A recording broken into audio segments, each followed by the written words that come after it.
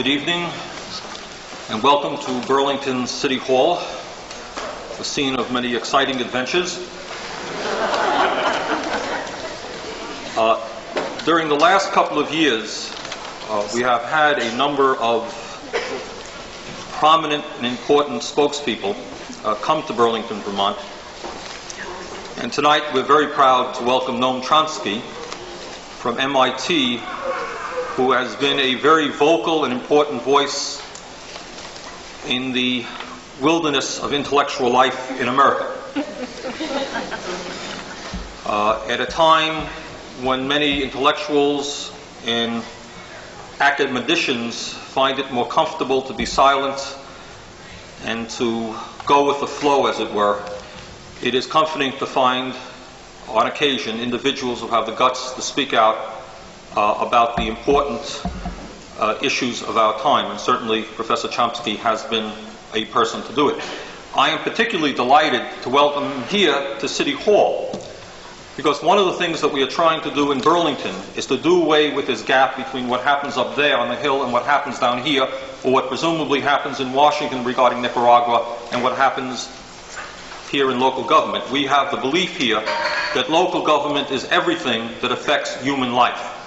And last night, I was very proud that the Board of Aldermen, by an 8-3 vote, approved the resolution supporting opposition to President Reagan's embargo to Nicaragua.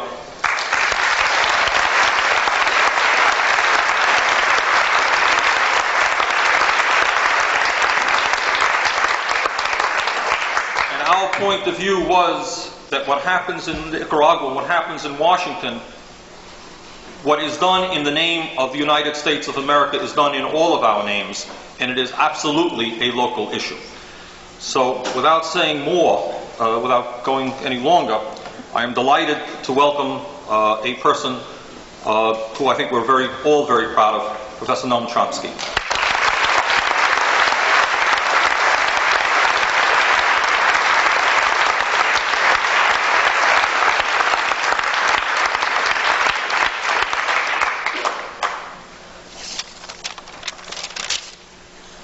The United States is quite unusual among industrial democracies in a number of respects. One of the most obvious, simply has to do with ordinary political participation. So, for example, as measured, say, in voting in presidential elections, the United States is remarkably low among comparable societies in the level of political participation. And a more interesting feature of that is the following. If you look at the non-voters in the United States, they're socioeconomically identifiable pretty well. They are essentially the kind of people who in some European society would vote for one of the labor-based parties, either labor or socialist or communist, all of which are essentially kind of reformist labor-based parties that have a labor constituency and work for them in one fashion or another. By and large, those people don't vote here. Among the unemployed, for example, in the last election, only a third voted. And if you look at the statistics, you find this quite general, and it's been going on for a long time. Well, evidently those people regard themselves as disenfranchised. They don't see any point in voting for what amounts to one of the two branches of the Tory party, there being none that has them as its constituency. There are other respects in which one finds this kind of particularity of the United States. So, for example, just a couple of days ago, there was an article in the Boston Globe, my hometown, where they referred to Howard Zinn, an old friend of mine. There was an article about him and the way he was censored at BU. And it referred to him there as an avowed socialist, kind of with a gasp, as if sort of like an avowed murderer or something. He actually says it and so on. Well, again, in Europe, that would just be comical. You couldn't refer to anybody as an avowed socialist as if that were something surprising. Or in the media in the United States, as far as I know, there isn't a single columnist or reporter, for that matter, who either would identify himself as sort of a mainstream socialist, or if he would be willing to allow it to be known. And again, in Europe, that's just inconceivable. It's unimaginable. All of this reflects a kind of an ideological uniformity and rigidity in the United States, which is striking and is a kind of a counterpart to the absence in the political system of any any organization that represents the interests of poor or disadvantaged or working people. One of the best young scholars of American political history, Tom Ferguson, has pointed out in a recent very important study of American political history that political parties in the United States are, I'm quoting now, blocks of major investors who coalesce to advance candidates representing their interests. The real market for political parties is not voters, but rather major investors who generally have good and clear reasons for investing to control the state. And correspondingly, in federal elections, lots of people whose interests are not those of those groups of investors either don't vote, or also, if you look at, they also tend to vote contrary to their interests, contrary to their political commitments, as many detailed studies have shown. So, for example, in the last election of Reagan voters, who were a small minority of the electorate, about 2/3 said that they hoped that his policies weren't enacted. What that reflects a kind of rational understanding of the political system. It reflects the understanding that the choices are sort of between Pepsi-Cola and Coca-Cola. You're effectively disenfranchised anyway, so you might as well vote for the guy who makes you feel good. The policies are not going to change all that much. Maybe that's a bit of an exaggeration, but it reflects a certain perception and understanding of political reality. Well, these are some of many indications of what is in fact a rather striking fact about the United States, namely, again, differentiating it from other similar societies. In the United States, there's an extraordinarily high degree of class consciousness on the part of the privileged classes, on the part of business professionals, the elite intellectuals who associate themselves with privilege and power. In those groups, there's a very high, unusually high degree of class consciousness, which manifests itself in lots of ways. And correspondingly, there's an unusually low degree of class consciousness on the part of working people. A good deal about the United States reflects that phenomenon, which does mark this country out to a considerable extent as distinct from other similar societies. Well, one particular manifestation of this phenomenon is the public relations industry, which again is a peculiarly American phenomenon that exists elsewhere but nowhere on the scale that it does here.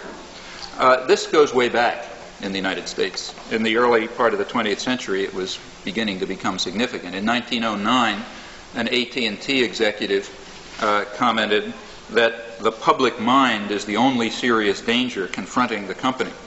And the PR industry, public relations industry, was in fact created in order to control this threat, to control the public mind and prevent it from being a threat to major corporations. During the First World War, the government got into the act. The government created the first major official propaganda agency. It's called the Creel Commission. Its purpose was to try to drive a generally pacifistic population into the European war. The head of the Creel Commission referred to this as the world's greatest adventure in advertising. And a lesson was learned. The lesson that was learned was that the government can, in fact, control the framework of discussion by flooding the media with so-called facts amounting to official information, and also by defining the issues that are allowed to be discussed. So by those means, and if that can be done effectively, it really doesn't matter what the outcome of debate is. If you can define the issues as you wish, you've essentially won the battle. And that lesson was learned during the war. One of the major members of the Creel Commission was a man named Edward Bernays, who learned the lesson well. He became essentially the patron saint of the modern public relations industry, its leading figure. Years later, he wrote about what he called the engineering of consent, which he described as the essence of democracy, the power to persuade. Now, he didn't go into the question of who has the power to persuade. The answer is pretty obvious. It's the people who own and manage the society. But it's a conception of democracy which is very significant in the United States. The essence of democracy is the power to persuade, which is in the hands of those who essentially own and manage the private economy, and that defines what democracy is. Long before that, in fact, shortly after the First World War, Walter Lippmann, the major American journalist, had recognized the same point, partly because of the experiences of the First World War. He discussed in 1921 what he called the manufacture of consent, which he said is an art that will cause a revolution in the practice of democracy. This idea was taken up with great enthusiasm in the social sciences. One of the leading American political scientists, Harold Lasswell, that's very influential, wrote an article in the Encyclopedia of Social Science in 1933 on propaganda, in which he sort of gave all of this a theoretical basis. He made a distinction between democratic societies and what we nowadays, though he didn't use the term then, would call totalitarian states.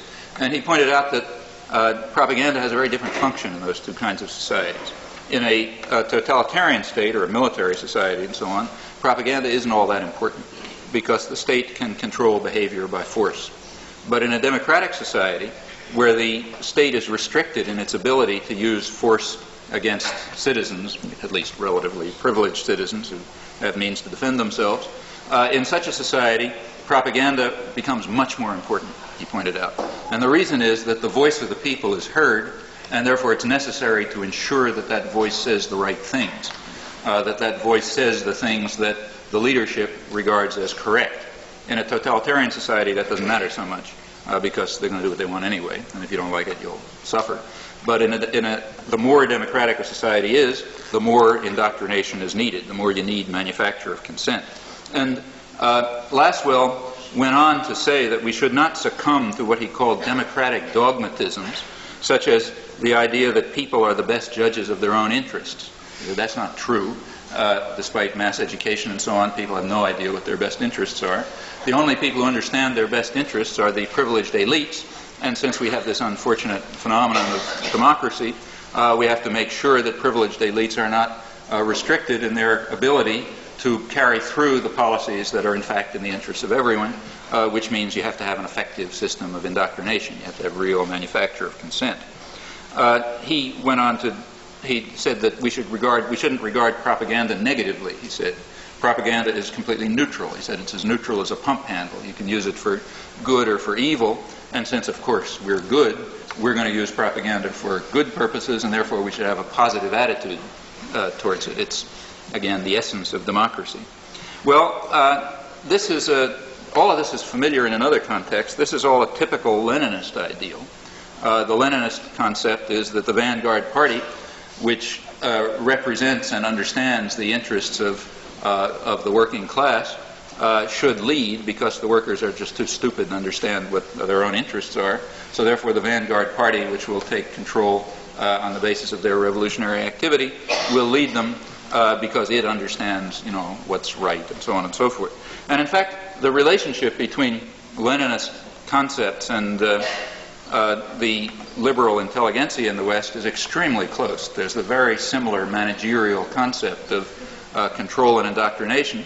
And I think this goes part of the way towards explaining why it's what a certain phenomenon which has been very common over the years, namely the very sudden and rapid shift from party loyalist to West American jingoist. It happens over and over again. And I think the reason it's so easy is it doesn't really require much of a change in political conception. It really requires a change in estimate as to where the future is, really a kind of a change in choice of masters, more than a change of ideas. Well, what I want to talk about tonight is how all of this, there's a lot to say about this, but I want to drop it, the general talk there, and talk about how this works out in practice. And let me take two current examples, and if there's time, go into some others, because there are many. One example I want to discuss is the recent spate of Vietnam retrospectives that have appeared in all the media in the last couple of weeks, commemorating, or I guess what the right word is, maybe commiserating over the 10th anniversary of the departure of American troops from Vietnam. And the second case I want to discuss is current situation in Central America, which in many ways is strikingly similar, remarkably similar to what was going on in Vietnam in the early 1960s, and that has lessons there. One of the consequences of the disparity in class consciousness, that is, the high level of class consciousness among privileged elites and the very low level of class consciousness among everyone else. One of the consequences of that is that privileged elites are able to learn from history and improve their performance, whereas the rest of us don't, because we don't learn from history and we don't have the resources to even discover what it was, and in fact it's essentially eliminated down the memory hole given the control over resources. And I think it's important to try to overcome that. So I will try to draw some parallels between these two situations, as I'm sure they're being drawn in Washington too. Well, let's begin with the Vietnam retrospectives. But let me begin first by stepping back a bit and trying out a kind of a thought experiment, an imaginary situation. Let's imagine that the Soviet Union, after many years of fighting, leaves Afghanistan, as incidentally they say they will do if what they call neutrality is guaranteed there. So suppose, in fact, they leave Afghanistan, and suppose 10 years after that they have retrospective accounts in the party press. What would we expect to find there, and what would we expect to be omitted? Well, I think that's pretty easy. What we'd expect to find is a focus on the terrorism and violence of the rebels, and there'd be plenty to say about that. And we'd also expect to find a focus on the misery and suffering and repression in the period after the Soviet Union withdrew, and there'd be plenty of that too. When you destroy a society, there's going to be plenty of suffering, and mostly the most brutal elements will survive and take over. So there'd be lots of talk about that, and lots of wailing and shedding tears and so on. There would also be talk about the noble cause of the Soviet Union, which came to the defense of the legitimate government of Afghanistan against terrorist bandits organized by the CIA, and so on and so forth. Some things would also be omitted. One thing that would be sure to be omitted from these retrospective accounts would be the actual war. That is, what actually happened. What were the military operations? What did they do to people, and so on. And another thing that would be omitted, certainly, would be the planning that lay behind the war. With the reasons for it, the things that led the Soviet Union into it. Well, that's the end of the thought experiment. Now let's turn to the real world, and we can be rather brief, because what I've just described is exactly what we've seen in the last month. The American media behaved exactly in the way we would expect a well-disciplined party press to behave in the Soviet Union or any other totalitarian state. A number of things were omitted, in fact exactly the ones I described, and a number of things were focused on, exactly the ones I described. Let's look a little more carefully. One thing that was omitted virtually totally in the media was the war against South Vietnam. In fact, it isn't even known in the United States that there was an American war against South Vietnam. The only thing that exists in American history is the American defense of South Vietnam. That's our way of referring to the fact that we attacked and practically destroyed South Vietnam. I'll come back to that later. But the actual, not only is the concept missing, but there was no description of it. So if you read Time, Newsweek, New York Times, Wall Street Journal, down the list, you'll find strikingly missing the actual war. No description of the ground operations or the bombing and so on and so forth. The only exception that I saw in a review of all the media on this was 2 pages in Newsweek by Ron Moreau and Tony Clifton, which in fact referred to the fact that there was a war there and described some of its consequences. So that was missing.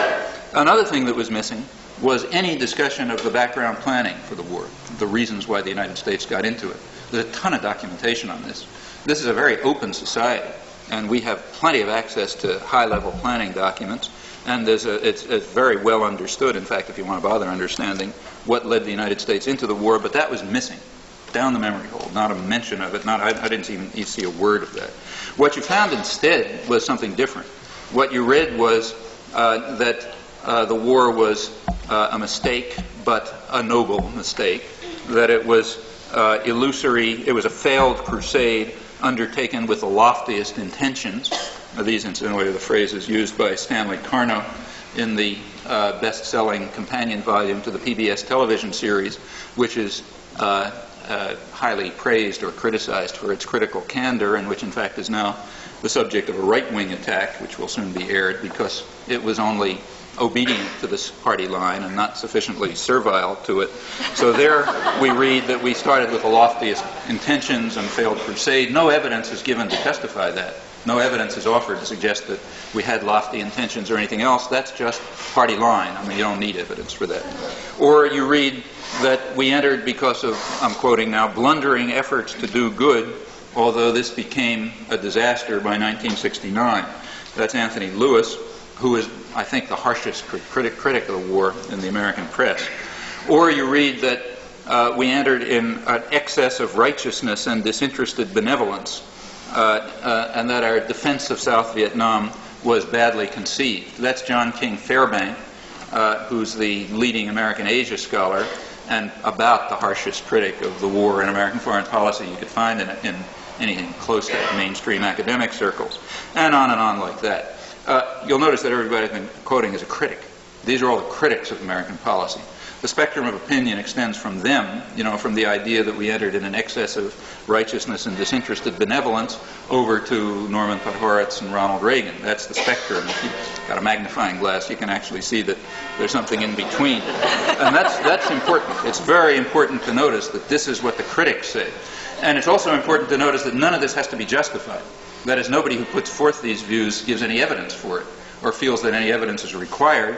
That reflects an extraordinarily high degree of success in manufacture of consent and indoctrination.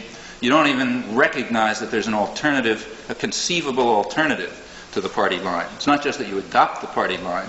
It's inconceivable that there could be any alternative to it, so therefore you don't have to give an argument. Well, that's the critics. And all of this illustrates rather well these conceptions of the differences between democracy and totalitarianism that I mentioned before. It's necessary in a democracy to have a level of control over thought so extensive that it is impossible even to imagine that there could be an alternative to the party line. That thought has to be entirely constrained within the spectrum of the critics who I just mentioned and the right. And that's very different from a totalitarian state. In a totalitarian state, typically you have a kind of a ministry of truth, which produces the truth, and everybody can identify it, where it's coming from the government, and you have to obey. The extent to which there's often a cost for disobedience. How costly it is depends on the violence of the state. So, for example, in the Soviet Union, if you disobey, you might be ignored, but if not, you could be sent for psychiatric torture or prison or exile under grim conditions or something like that. In a typical American dependency like El Salvador, what will happen is you'll end up in a ditch with your head cut off after hideous torture. And states vary, on the level of violence that they use. That's us, that's them. But it's always dangerous. In a democracy, typically that doesn't happen. You don't have a ministry of truth which presents the party line, which you can then... This totalitarian system, in a certain sense, leaves you free. Internally free. You don't really have to believe it.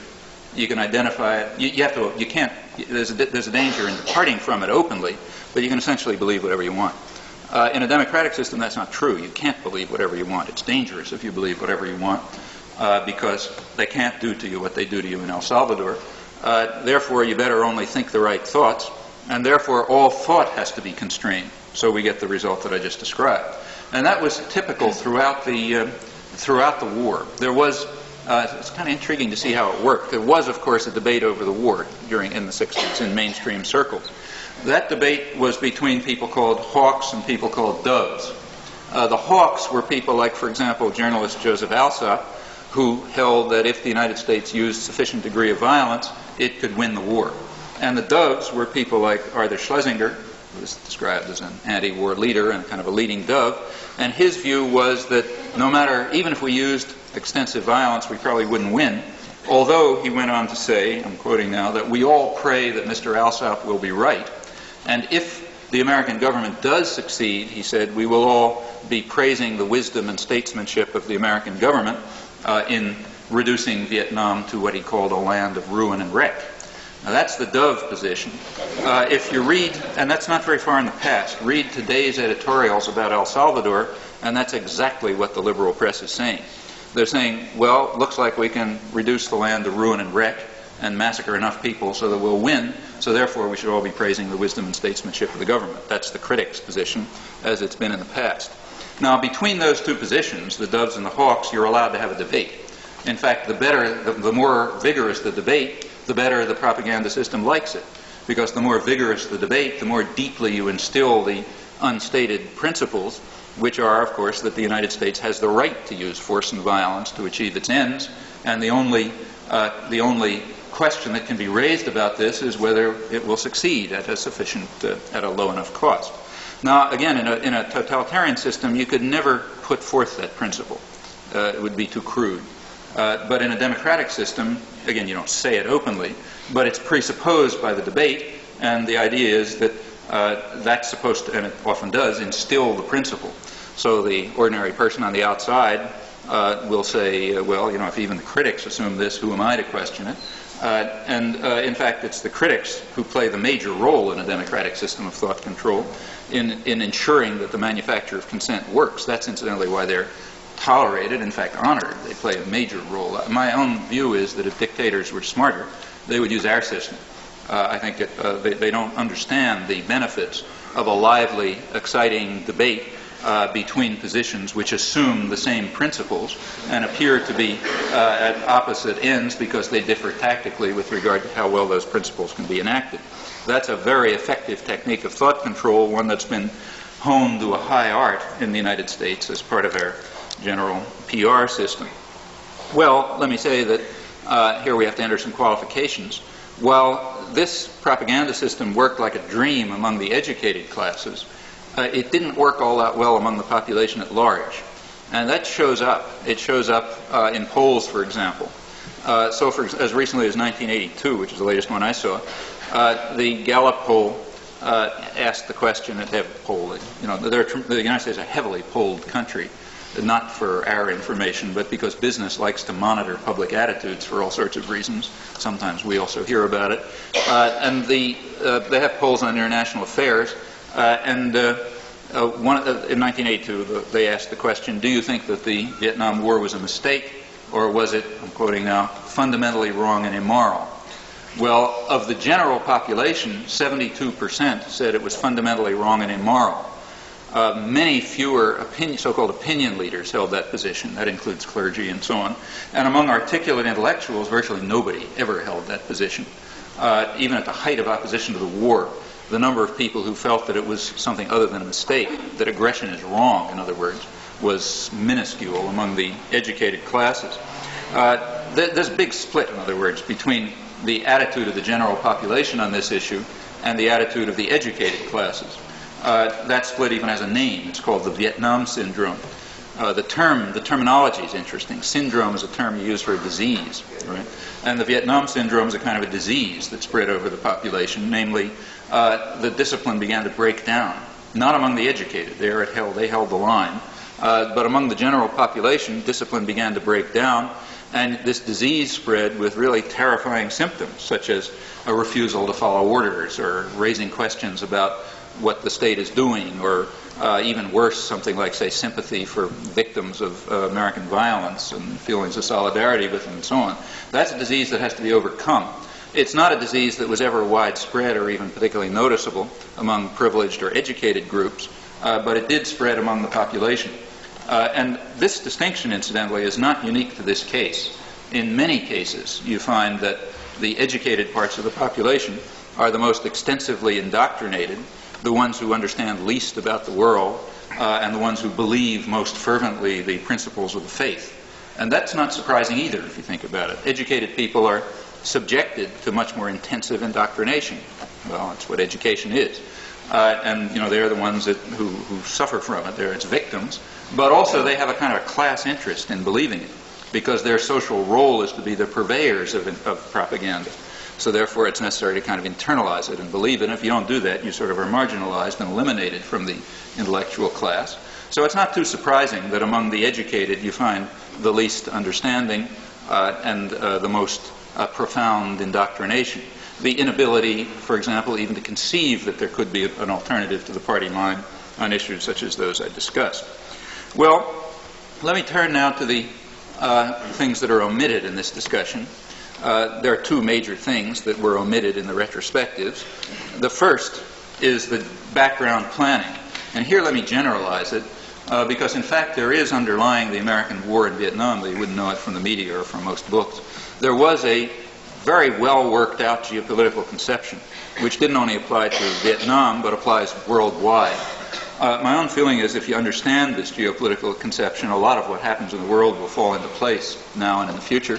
And if you don't understand it, most of what's going on in the world is going to look like a total mystery and just kind of wandering around randomly from blunder to blunder or something like that.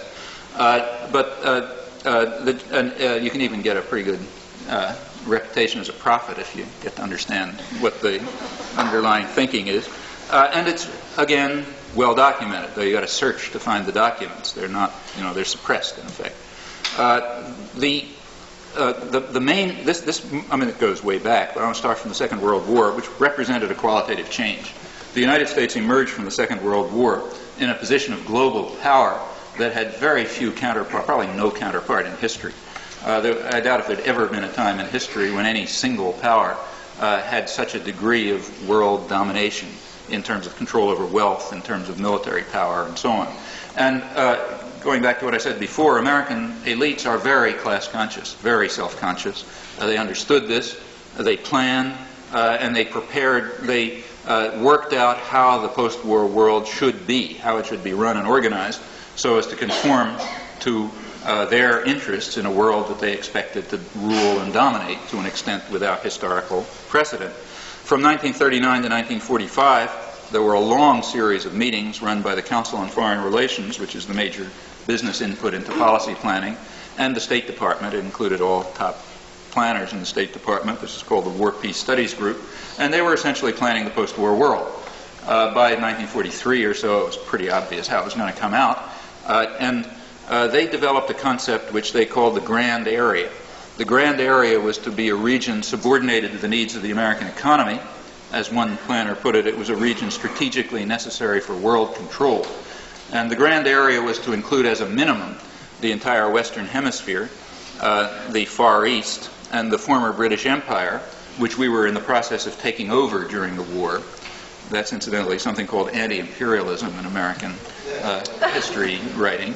And it was also to include Western Europe and the oil-producing regions of the Middle East, and in fact everything if possible, but at least that much. That was the Grand Area, which was to be subordinated to the needs of the American economy, and rather detailed plans were laid for particular regions in the Grand Area. I'll come back to some of them. The thinking behind all of this was explained very lucidly by one of the most important American political thinkers and planners of the period, namely George Kennan.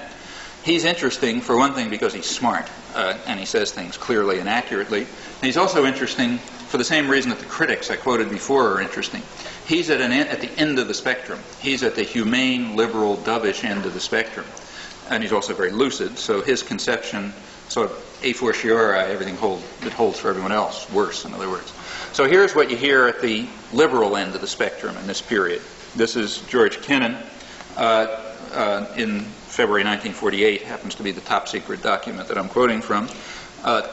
Paraphrasing, I'm not actually quoting. He says there that he starts by pointing out that the United States has 50% of the world's wealth, but only 6.3% of the world's population. This disparity, he says, causes envy and resentment. The major goal of our foreign policy must be to maintain the disparity. Now, to maintain the disparity was going to require harsh measures. We therefore should put aside what he called vague and idealistic slogans, such as, I'm quoting now, human rights, raising of the living standards, and democratization, and be prepared to use harsh measures. The less we're hampered by idealistic slogans, the better. We should put aside all ideas about world benefaction and altruism and be ready to use force if necessary. That's the message. That's the way you maintain the disparity. Well, that was the planning from the liberal side. Let me make a comment on that first. When he talks about the disparity between the United States and the rest of the world, there's something hidden, of course. The United States doesn't mean the people of the United States.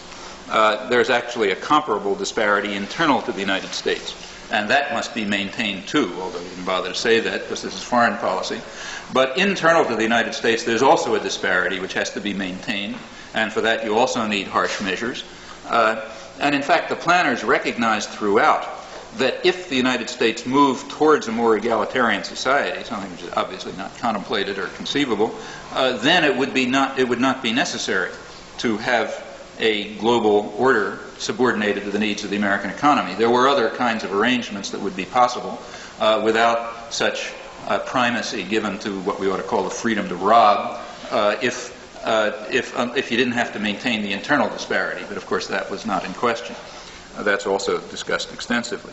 Well, that was Kennan as a that document actually happened to refer to the Far East, but the United States is a global power, and the same ideas were developed for other regions. Continuing with Kennan, in the case of Latin America, the other area I want to talk about, Kennan explained in a briefing to Latin American ambassadors that he explained that a prime goal of our foreign policy must be what he called the protection of our raw materials. Notice no mincing of words here. Protection of our raw materials. And protection of our raw materials means protection against the indigenous population, because they're the only ones who are going to take them. We've already kicked out the British, and the Russians are only there to frighten the domestic population. But the real enemy is the indigenous population. And we got to protect our raw materials from them.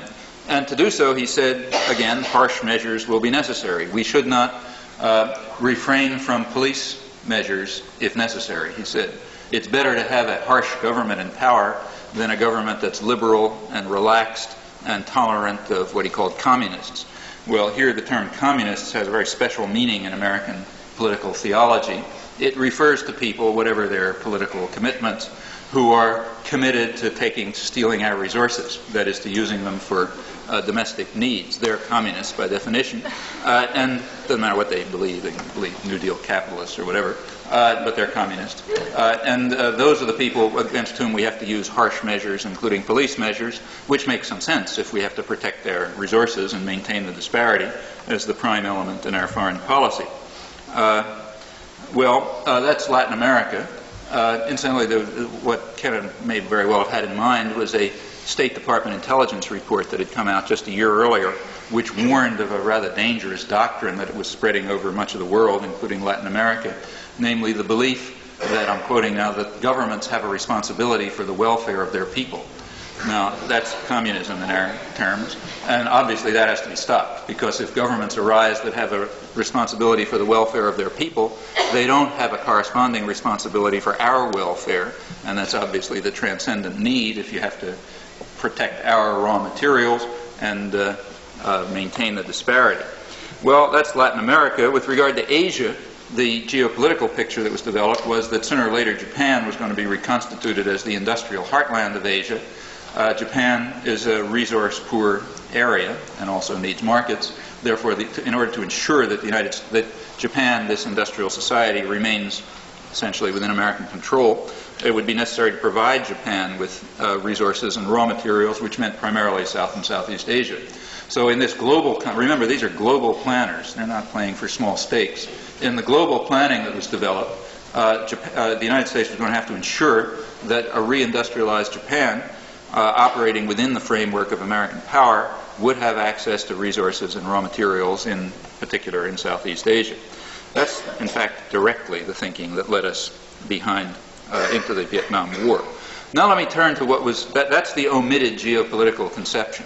That's never discussed. None of this is ever discussed in the planning document, in the retrospectives, or in fact almost anywhere in American history, except unless you go to sort of technical monographs that you are sure that only a small number of people are going to read or something.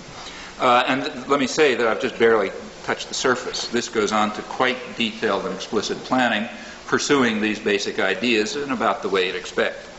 Well, now let's turn to the omitted history, the history that was down the memory hole in these retrospectives. Remember what happened. Let's remind ourselves of that. Starting around 1948, the United States recognized explicitly all of this incidentally is in secret documents. In public, of course, you don't talk about things like this. Like no president gets up to the public and says, look, folks, we have to rob the rest of the world in order to maintain the disparity between us and them, meaning between the rich here and them, meanwhile keeping you guys down where you belong to. And we're going to have to use force to do that.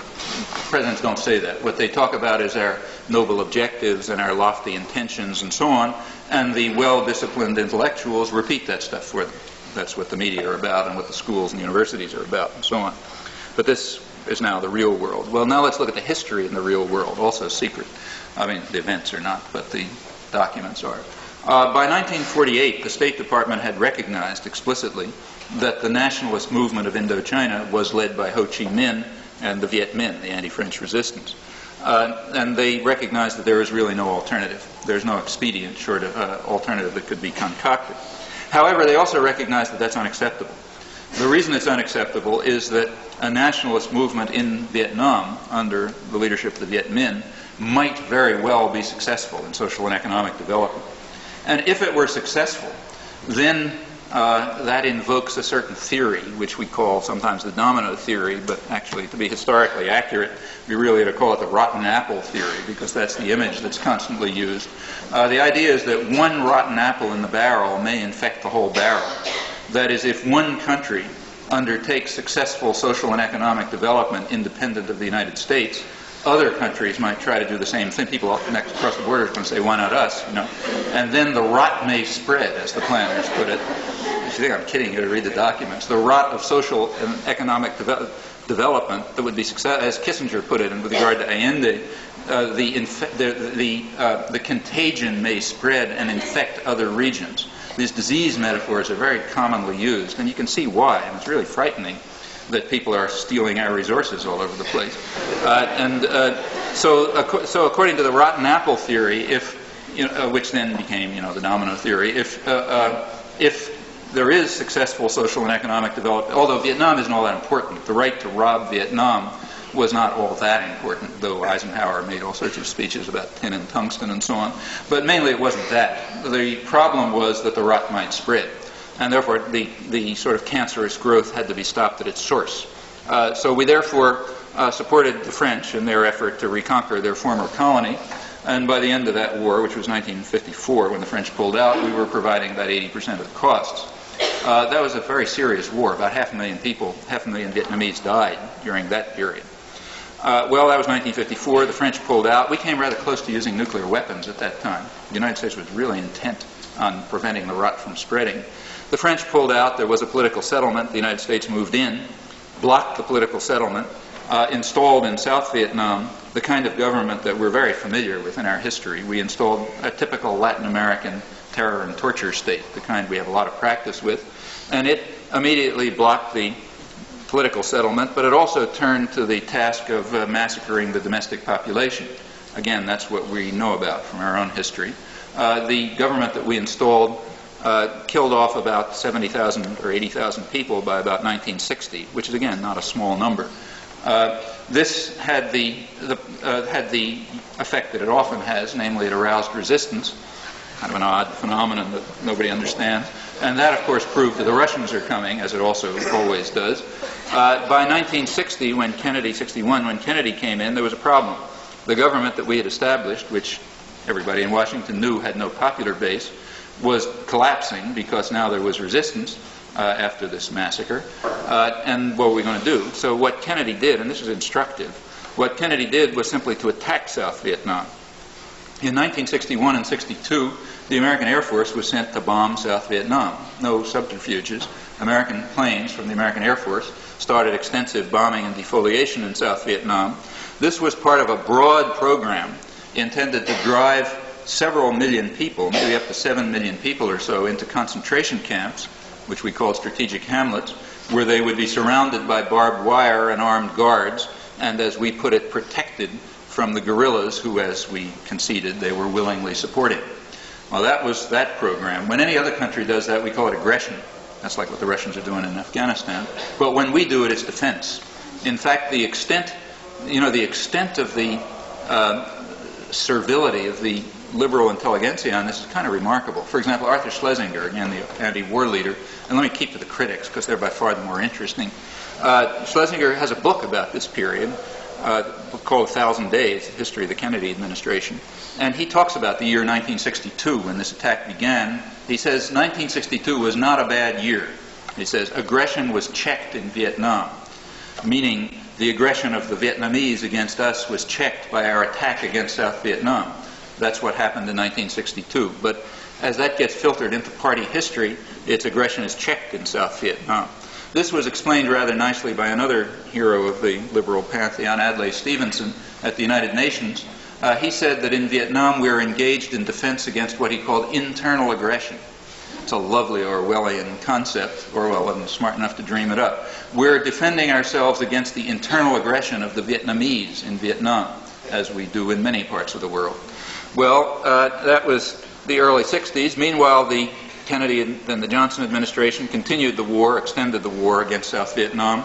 They overthrew government after government because they couldn't find anyone who was sufficiently enthusiastic to support our escalation of the war against the South. They blocked every political settlement. They blocked neutralization.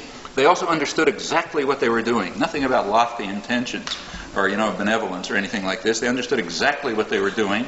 It's explained very well by government scholars. For example, Douglas Pike, who was the leading government scholar on the Viet Cong, and who wrote at the time about this period that it was obviously impossible to accept a political settlement because he said we could not expect our minnow to compete politically with their whale. Well, obviously you can't have a political settlement if they have a whale and we have a minnow. Can't have democracy under those circumstances. So we couldn't nourish the whale. It was minnow. So what we had to do was destroy the whale. So therefore we had to attack South Vietnam. No lofty intentions, nothing else. This is just ordinary consequences of the Kennan-esque geopolitical thoughts that I described. Well, that takes us to about 1965. By 1965, the United States had killed off about 160,000 people or more in South Vietnam. Those are not small numbers. Give some comparisons later if you like. But they compare with Pol Pot, for instance, the real facts. That's before we got into the war, officially. About 160,000 killed. In 1965, the government was again collapsing. We had to carry out an extensive land invasion of South Vietnam. We also started the systematic bombardment. We had then been bombing South Vietnam for about 3 years, but that's when the systematic bombardment began, like B-52 bombings in the Mekong Delta and so on. We also attacked the north at that time. The period from 65 to 75, I won't go into anymore. The United States extended the war also to Laos and Cambodia. The total casualties during that period are probably in the neighborhood of about 3 million in Vietnam and maybe 750,000 or so, or maybe close to 1 million in Laos and Cambodia. Well, you add it all up, it comes to about 5 million casualties, which is a lot. The land was ravaged. The societies were destroyed, particularly in South Vietnam, where the popular movements were wiped out. There are millions and millions of refugees. By 1970, I should say, it was pretty obvious that the end result was going to be either just, total annihilation of the place, or else a North Vietnamese takeover. That's what I myself wrote in 1970, that it would end up with a North Vietnamese takeover for the very simple reason that every other indigenous society was destroyed. So there'd be nothing left except the North Vietnamese. That's pretty much what happened 5 years later, and that consequence of American savagery is now used as a retrospective justification for it. See, look, the North Vietnamese have taken over. We were right to destroy South Vietnam. That's, again, a propaganda operation that Goebbels would have admired, but it's intriguing to notice that it goes on in the media with no comment. Nobody can comment on it. Well, again, that tells us something. The end result of all of this is that the United States won a partial victory. This is called a defeat in Vietnam, but that's because they misunderstood. One thing that all the media retrospectives agreed on was that the United States was defeated. They say that's indubitable. Well, it happens to be untrue. In fact, virtually anything that's stated as undubitable in the propaganda system is probably false. That's a good rule of thumb. And this is one such thing. The United States wasn't defeated and couldn't be defeated. A country this powerful can't be defeated. It can only be partially defeated. And we won the major objective, namely the rotten apple theory isn't going to work. The chances that Vietnam will be a model of social and economic development for anybody else are very low. They'll be lucky to survive after this assault. And that's a very significant victory when you think about what the real reasons were. Not the lofty intentions and so on, which are, to pacify the population, but the real thinking, that's a victory. And we've been ensuring it ever since. The post-war American policy is designed to guarantee that there'll be a maximum of oppression and suffering and also brutality in Indochina. So we've refused reparations, which we certainly owe them. We've refused aid. We've blocked trade. We've blocked aid from international organizations. We've tried to prevent other countries from aiding them. For example, the level of sadism that was achieved in this is kind of hard to imagine sometimes. One of the things that the United States did in the war against Vietnam was to destroy most of the buffalo. Well, that's a peasant society. Buffalo means tractors, fertilizers, and so on. In fact, like the Washington Post publishes pictures of peasants pulling plows, and this is supposed to be proof of communist iniquity. Actually, those pictures were in fact fabrications of Thai intelligence, very likely, but they could have gotten real pictures if they wanted. And the reason why peasants are pulling plows is because we killed the buffalo. Well, India tried to send 100 buffalo, which is nothing, you know, and the United States tried to block it by blocking food for peace aid, believe it or not. Mennonites tried to send pencils to Cambodia. The government tried to block it. Oxfam tried to send solar pumps to Cambodia. They tried to block it. You know, shovels to Laos to dig up unexploded ordnance. Nothing is allowed. You know, that country has to suffer maximally so that we can then use that suffering to justify the attack and to justify similar attacks against other countries. That's the post-war policy. President Carter, in one of his sermons about human rights, literally said the following. He said that we owe Vietnam no debt. He said because the destruction was mutual. Now, you know, that's a statement that bears comparison to Stalin or Hitler, actually. But it passed without a mention. There wasn't a comment on it in the American press. Yep, the destruction was mutual. Just sort of walk around the streets of Washington and Boston, and you can see it's just like it's like Vin and so on. But the fact again that this statement could be made, this monstrous statement could be made without comment, again that tells you something about the manufacture of consent, the level of indoctrination. Well, in fact, all of this was a triumph of the manufacture of consent, again among the educated part of the population, less so elsewhere where the Vietnam syndrome remains. Well, let me briefly turn to Central America and draw a few parallels. I won't go through the whole history because it's too long and horrifying. The United States has in fact been tormenting Central America for over 130 years now, actually back to 1800 if you pursue it in all of its gory detail. In 1854, the first major military attack took place. This was against Nicaragua. In 1854, the American Navy burned down a town, port town, San Juan del Norte, in Nicaragua. This was not a capricious act, I should say. It was an act of revenge. What had happened is that an American millionaire, Cornelius Vanderbilt, had sailed his yacht into the town, and the port officials had tried to levy charges against it. So in retaliation, the Navy burned the town down. That town was captured about a year ago briefly for a couple of days by Contras, and the press made a big fuss about it, but they kind of omitted the history, which is interesting. That was 1854. Through this century, the United States, for long periods, invaded and occupied Haiti, the Dominican Republic, Nicaragua, Panama, Honduras, country after country. Virtually every country that we invaded and occupied, we left after, ravaging it and so on. In Haiti, reinstating slavery and torturing and so on. We left murderous military dictators who remained, Trujillo, Somoza, the Duvaliers, and so on. That's the characteristic result. Without going into details, the whole region has been turned into a kind of a horror chamber, one of the worst in the world, with slavery, mass starvation, while croplands are turned to exports, torture, murder, any horror you can think of.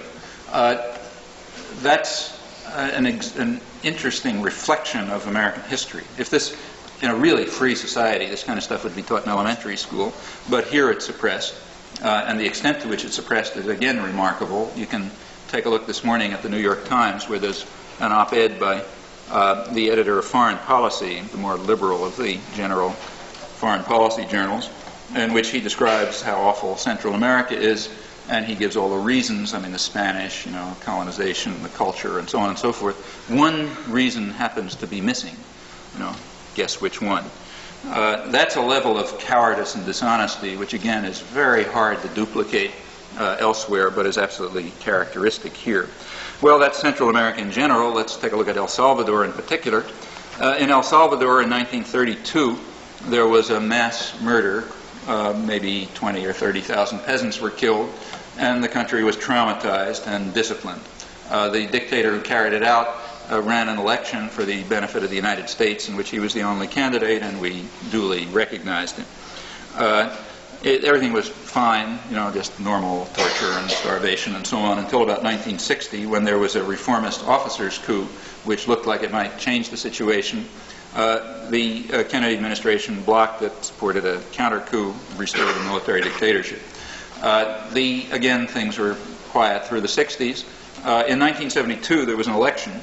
The people who were elected were Duarte and Guillermo Ungo, who's now head of the political organization associated with the guerrillas. However, the election was immediately overthrown by a military coup backed by the United States involving the participation of the two of the most loyal and murderous U.S. allies, Guatemala and Nicaragua. Duarte came to Washington at that time. Nobody was interested. The only senators, congressmen who would even talk to him were Kennedy and Tom Harkin. The rest didn't care, the press didn't care, and so on. That expresses our interest in elections. The same thing happened in 1977. Again, no interest. In fact, everything was fine. It was under a military dictator, just the normal story. However, there were two developments that were worrisome. The first was what was happening in Nicaragua. In 1979, Somoza, who was the most loyal American ally, was overthrown, and the Carter administration was beginning to be concerned that the same thing might happen in El Salvador, and the United States might also lose control there. The second thing that was happening was even more threatening. There was a growth through the 1970s of what they called their popular organizations. Now, these typically started from things like, say, Bible study groups run by the church, which turned into self-help organizations, which sometimes became peasant cooperatives or peasant associations and unions and so on and so forth. In fact, there was the beginning of the development of popular organizations in which people could actually participate. And that's intolerable for a very simple reason. That's the basis for democracy. You can't have democracy in any meaningful sense if isolated individuals have to face concentrated power alone. If that's the system you've got, then democracy amounts to pushing a lever once every couple of years to choose between representatives of one or another group that has a base in the private, elsewhere usually the private economy. Real democracy means participation. It means isolated individuals with limited resources can pool those resources, can have ideas, can exchange information, can have access to information, can put forth programs, and can figure out ways to implement those programs in the political agenda. Unless you've got that, you don't have any democracy. Now, there's one group, of course, that has that. Well, whatever groups there are that own the private economy typically have that ability, but nobody else does.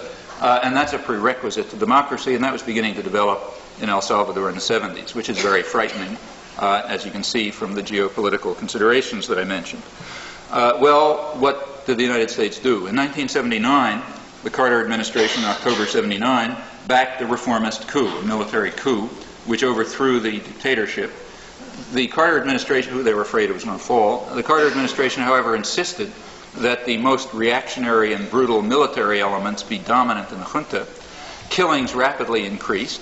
By early 1980, a few months later, the group had collapsed. The left Christian Democrats, the socialists, the reformist military officers were out, and power was back in the hands of the usual thugs who we support in Latin America. At that point, Jose Napoleon Duarte came in to provide a cover for what he knew was going to happen next, namely a huge massacre to try to crush the popular organizations, and he's been playing that role ever since, much to the applause of the American audience, which regards this as a great proof of that he should win the Nobel Peace Prize or something like that.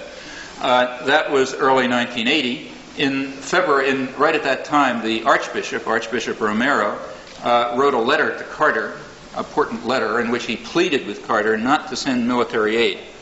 The reason, he said, was that military aid would be used to increase the repression and to destroy the popular organizations, which he said are fighting for the fundamental human rights. But of course that was the very essence of American policy, so Carter naturally sent the aid. He sent it, again, with an astonishing Orwellian phrase. Namely, he said, he went to Congress, he said, we have to send the military aid so that the military can play a more significant role in reforms.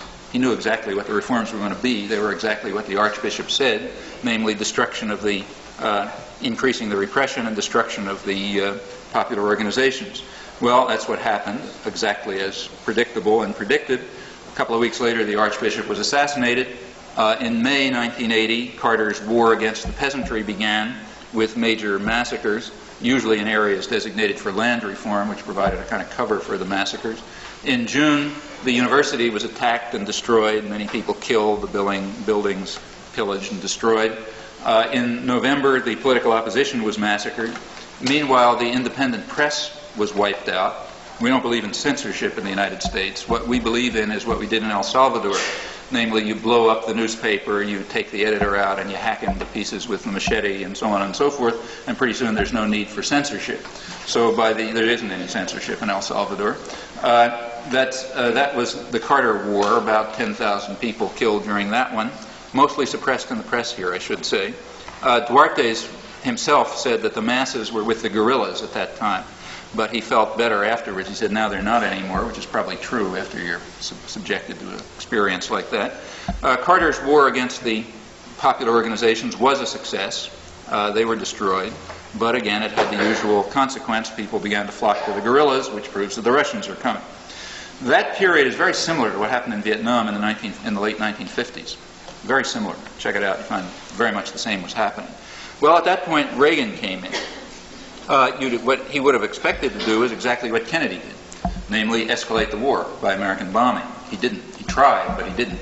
The reason he didn't was because this country has changed a lot in the past 20 years. When Kennedy attacked South Vietnam, there was virtually no protest. In fact, as I mentioned, that event doesn't exist in American history, which is an indication of the depth of indoctrination of the period. But that's not true anymore. When Reagan began to move towards direct aggression against El Salvador, there was a very substantial popular response, and the government had to back off. They've had to use more devious methods to carry out mass slaughter in El Salvador, which have been very brutal and destructive, but it's still short of B-52 bombing and so on and so forth. Well, Reagan picked it up where Carter left off. By the end of 1981, according to church sources in El Salvador, about 30,000 people had been killed and about 600,000 refugees have been created. And as the church announced that, Gene Kirkpatrick made a speech in which he extolled the moral quality of the government that was doing it. Those figures have incidentally been approximately doubled since. Well, that's El Salvador. It's still going on. There's no commentary on it. There's no debate over it. It's considered among reasonable people, among reasonable, humane people, it's considered simply our right to carry out mass murder in El Salvador. So there's nothing to debate.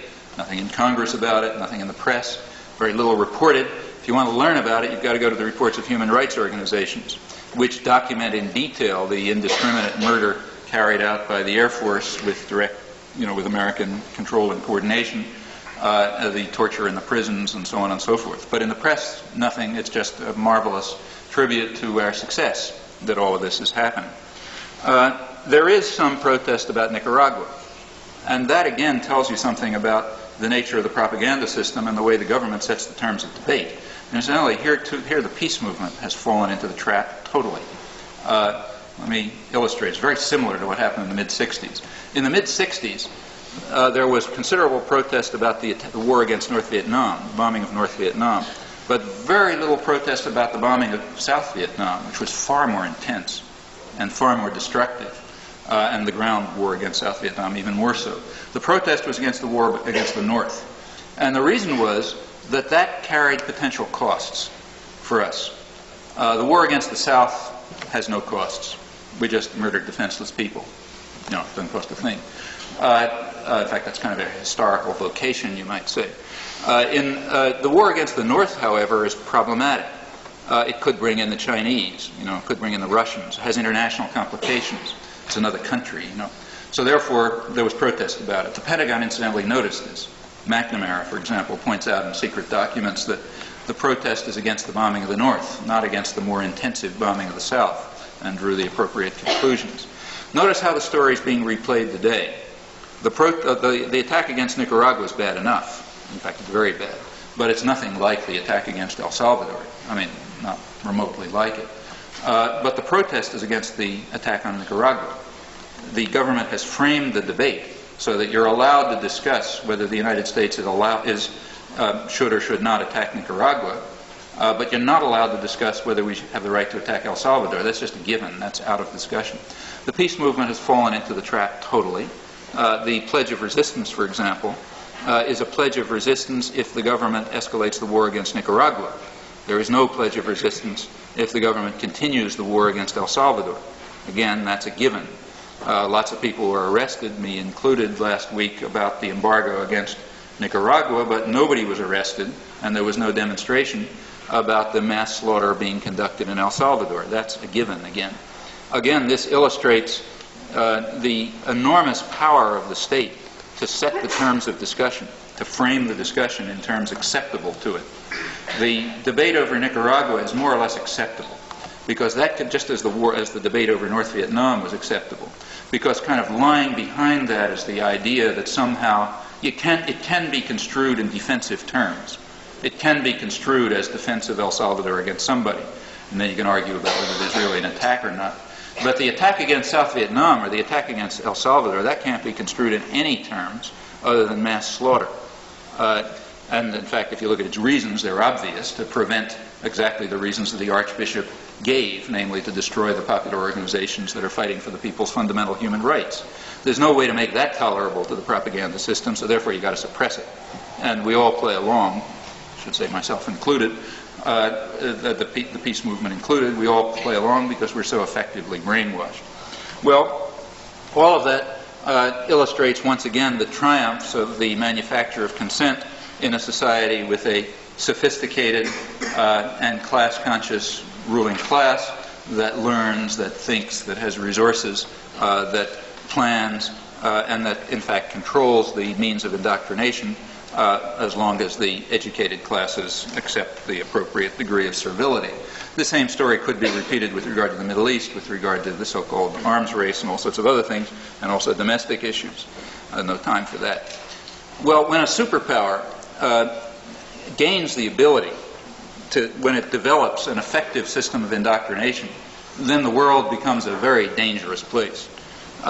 We here should be able to come to understand these crucial features of our society and also to act to change them.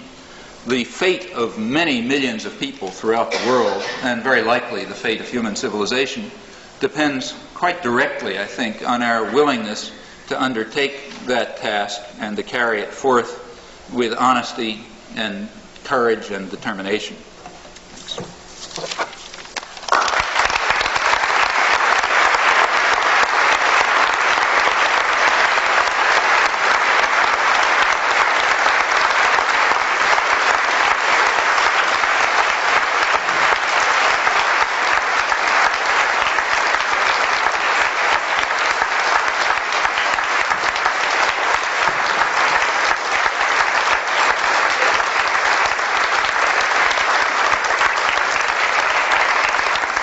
Very open society, more so than any other in the world, and secret documents do get released.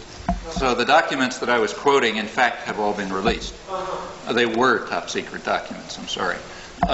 There's also a very valuable store of documents which were released, liberated, we might say, thanks to Dan Ellsberg, namely the Pentagon Papers. And that's particularly valuable because usually you don't get access to a government's secret documents unless the government decides to release them.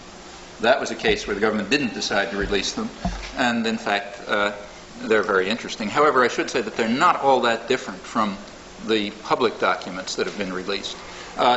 We have access, this, I don't know what would happen if scholars and journalists ever started using the documentary record. Maybe at that point they'd stop releasing it. But the fact of the matter is they do release it.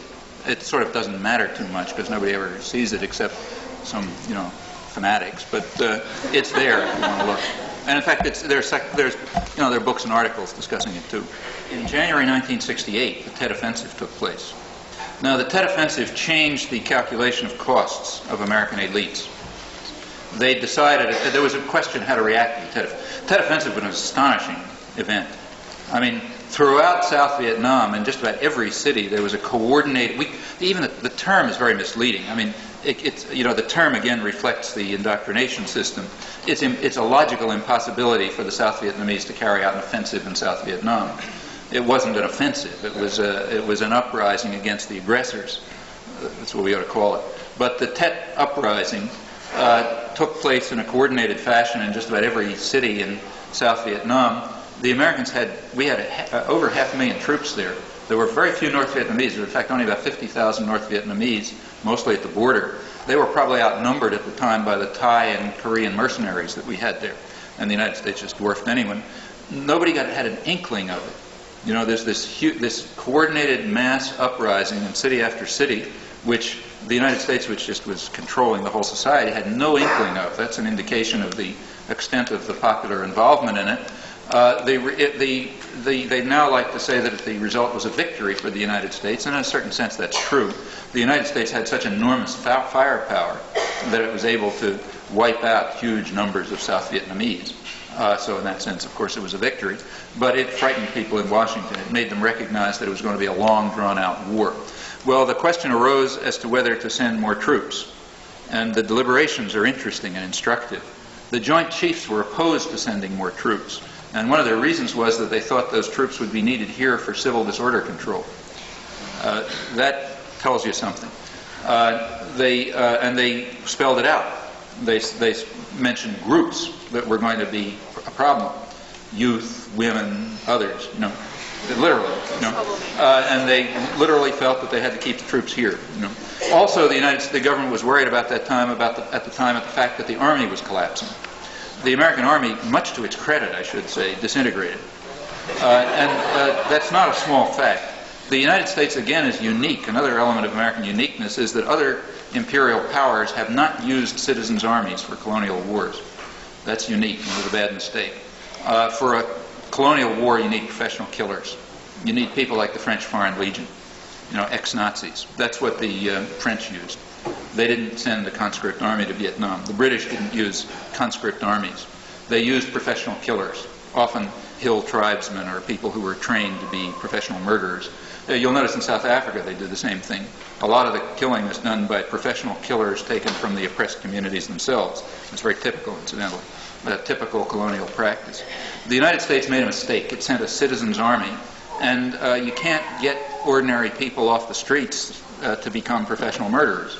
And that's what a colonial war is. It means going into a village and, you know, killing women and children and old men and that sort of business. So that didn't work, and the army began to collapse, and that was a problem. Well, also another thing, and here again, a decision was made in early 1968, and it's on record, to cut back the war. That's when Johnson decided not to run, and all sorts of things changed. It was just getting too costly. They couldn't win the war at a proper cost. Well, then Nixon came in and tried to continue the war, and a lot of the business community was against him, very strongly against him. They felt it was harming the American position in international trade. It was weakening the dollar. It was causing stagflation. It was causing domestic uproar, which they didn't want. They want a nice, quiet population. And for all these reasons, they really wanted to stop it. There was a real split within the ruling class, if you want. And it's in that context that the New York Times published the Pentagon Papers. It's also in that context that Watergate took place. Watergate, which was, in my view, largely a farce, was partly a reaction to what strong elements of the ruling class regarded as Nixon's crimes against them.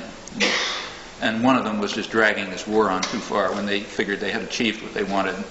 You know, Vietnam was not going to recover. Now let's get out and turn to something more important.